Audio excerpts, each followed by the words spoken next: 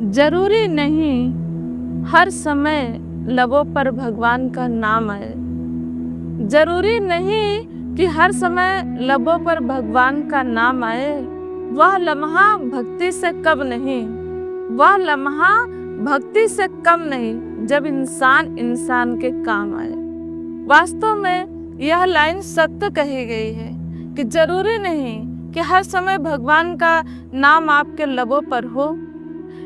जिस टाइम आप किसी की सेवा कर रहे होते हैं, जरूरतमंद के जरूरत पे आप उनकी सेवा में खड़े होते हैं, तो याद रखिए वह भी एक भगवान की सेवा ही कहलाती है। कहते ना, इंसान के अंदर भगवान का ही रूप है, हर इंसान के अंदर परमात्मा का अंश है। तो अगर किसी इंसान की सेवा कर रहे हैं तो भगवान की सेवा ही कहलाती है। जैसे कहा गया है, नर सेवा नारायण सेवा। जैसा कि आप देख रहे होंगे, जैसे आप कुछ ना करिए लेकिन कभी किसी ज़रूरतमंद, किसी की दवाइयों का पैसा नहीं है, सेवा करना चाहते तो उसकी 2-4 दिन की दवाई आप दे दीजिए। कुछ और सेवा करना चाहते हैं तो उसके ज़रूरत पे खड़े हो जाइए। कहीं कोई ऐसी सलाह की ज़रूरत, उसे सलाह दे के एक अच्छा व्यक्ति अगर है तो क्या करेगा। कोई ऐसे इधर उधर भटक रहा है, कोई इलाज नहीं करा पा रहा, तो एक अच्छे डॉक्टर को आपने दिखवा दिया, एक सही सलाह दे दिया, वह भी एक सेवा है क्या। तो यह याद रखें कि इंसान की सेवा ही भगवान की सेवा होती है।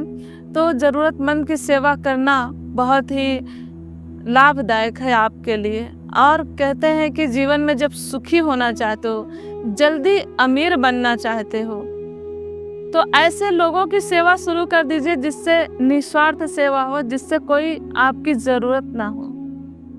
जिस जगह पे आप उसके बदले में कुछ नहीं चाहते हो, वहाँ पे सेवा करना शुरू कर दीजिए। तो वास्तव में वह क्या कहलाती है? निस्वार्थ सेवा कहलाती है। निस्वार्थ सेवा स्वयं भगवान की सेवा कहलाती है। तो वास्तव में यह सेवा आपके लिए बहुत ही लाभकारी है।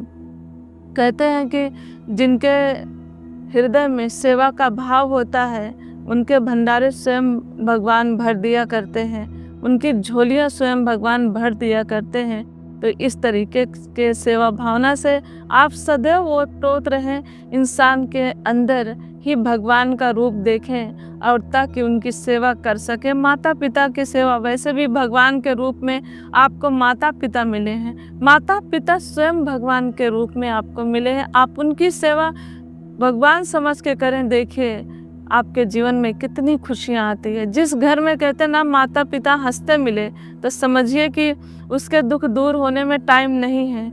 लेकिन जिस घरों में माता पिता के आंसू निकले बच्चे होने के बाद भी, बच्चे रहने के बावजूद भी, तो आप याद रखिए वह घर बर्बाद होने में टाइम नहीं लगता। कितने ऐसे लोग हैं, आप अपने बच्चों को कितने ही उत्साहपूर्वक, कितने धैर्यपूर्वक, कितने प्यार से पालते हो, क्या कि आपकी उस अवस्था में काम देंगे जिस अवस्था में उनकी ज़रूरत है। लेकिन जब बुढ़ापे की अवस्था आती है तो क्या करते हैं माता पिता? कर्ज लेके बच्चों को पढ़ाते लिखाते हैं। वही बच्चे विदेश चले जाते हैं, किसी दूसरे शहर में चले जाते हैं, उनके पास समय नहीं होता माता पिता से बात करने के लिए भी। वही माता पिता को क्या करते? वृद्धा आश्रम में भेज देते हैं। हमारे देश में तो वृद्धा आश्रम होना ही नहीं चाहिए। का देश हो तो यही है, राम की नगरी है, राम का देश है।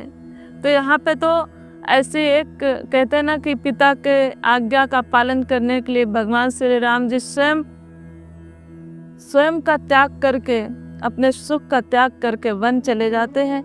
और उसी नगरी में आप देखिए क्या है, उसी देश में क्या है, जगह जगह वृद्धाश्रम खुले हैं, माता पिता को वृद्धाश्रम भेज दिया जाता है। तो कहने का भाव यह है कि हम यही चाहते हैं कि हर कोई इंसान इंसान के काम आए, अपने माता पिता की सेवा भगवान समझ के करें, जो नीडी पर्सन है उनकी सेवा करें, ताकि आपको भी खुशियाँ मिल सकें और करने वाले का तो जो मिलेगा मिलेगा, और जिसकी करते उसका भी आशीर्वाद आपको मिलेगा।